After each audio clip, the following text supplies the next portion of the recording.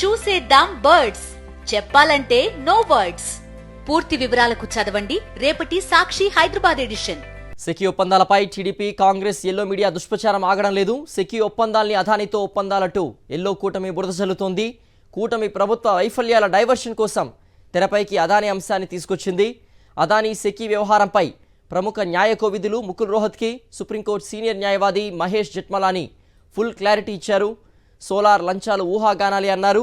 భారత్లో అధికారులకి నేతలకు లంచాలు ఇచ్చినట్లు అమెరికా న్యాయశాఖ అభియోగాల్లో ఎక్కడా పేర్కొనలేదని స్పష్టం చేశారు.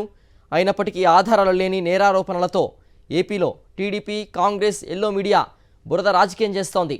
వైఎస్ జగన్పై అబద్ధాలు వండివారుస్తున్న ఎల్లో మీడియాపై వైఎస్ఆర్సీపీ ఆగ్రహం వ్యక్తం చేస్తోంది.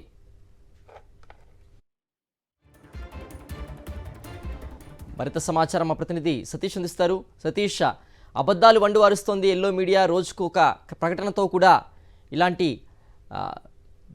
ప్రకటనలన్నీ చేస్తోంది. దీనిపై కూటమి సర్కార్ ప్రయత్నాలపై కూడా పూర్తి విమర్శలు వ్యక్తమవుతున్నాయి. అప్డేట్స్ ఏంటి సతీష్?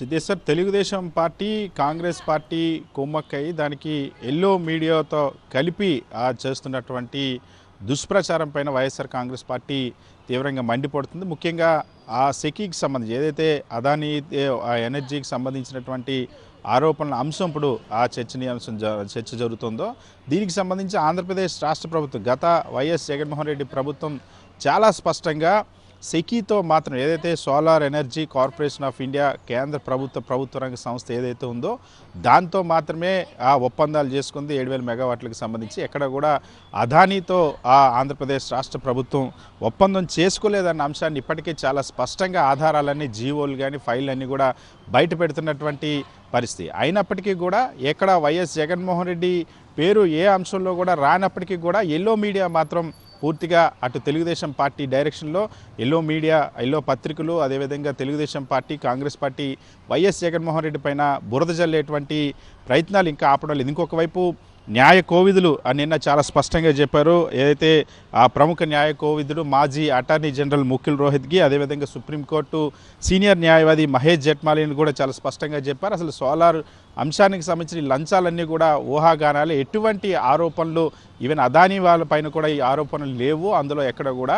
సో కానీ దానిపైన రాద్ధాంతం చేయడం అనేది విడ్డూరంగా ఉందని వాళ్ళ అభిప్రాయం. సో లేనటువంటి ఒక ఆరోపణకి సంబంధించి ఆధారం లేని ఆరోపణ తీసుకొచ్చి ఇప్పుడు ఆంధ్రప్రదేశ్ రాష్ట్రంలో వైఎస్ జగన్మోహన్ రెడ్డి ప్రభుత్వం పైన రుద్దేటువంటి ప్రయత్నం తెలుగుదేశం పార్టీ, అదేవిధంగా కాంగ్రెస్ పార్టీ కూడా తెలుగుదేశం పార్టీతో కలిసి ఇక్కడ దుష్ప్రచారం చేస్తుండే దానికి ఎల్లో మీడియా వంత పాడుతున్న ఎల్లో మీడియా డైరెక్షన్లో నడుస్తున్నటువంటి తీరు పట్ల వైఎస్ఆర్ కాంగ్రెస్ పార్టీ తీవ్రంగా మండిపడుతుంది. ఇప్పటికే చాలా స్పష్టంగా చెప్పింది, సెకీతో తప్ప ఎటువంటి ఇతరులతో ఒప్పందాలు జరగలేదు. సెకీ ద్వారానే ఈ ఒప్పందాలన్నీ కూడా చేసుకుంది. ఆంధ్రప్రదేశ్ రాష్ట్ర ప్రభుత్వం సెకీ ఒప్పందాలు చేసుకుని అది కూడా అతి తక్కువ ధరకు 2.49 పైసలకు ఈ ఒప్పందాలు చేసుకున్న అంశాన్ని చాలా స్పష్టంగా చేశారు. అంతేకాకుండా వైఎస్ఆర్ కాంగ్రెస్ పార్టీ ఇప్పటికే చంద్రబాబు ప్రభుత్వానికి కూడా సవాల్ చేసింది. నిజంగానే ఈ ఒప్పందాలు సరైనవి కాకపోతే మీరు దమ్ముంటే రద్దు చేసుకోండి, సెకీతో చేసుకున్నటువంటి ఈ సోలార్ ఎనర్జీకి సంబంధించినటువంటి ఒప్పందాలన్న అంశాన్ని సవాల్ కూడా చేసింది.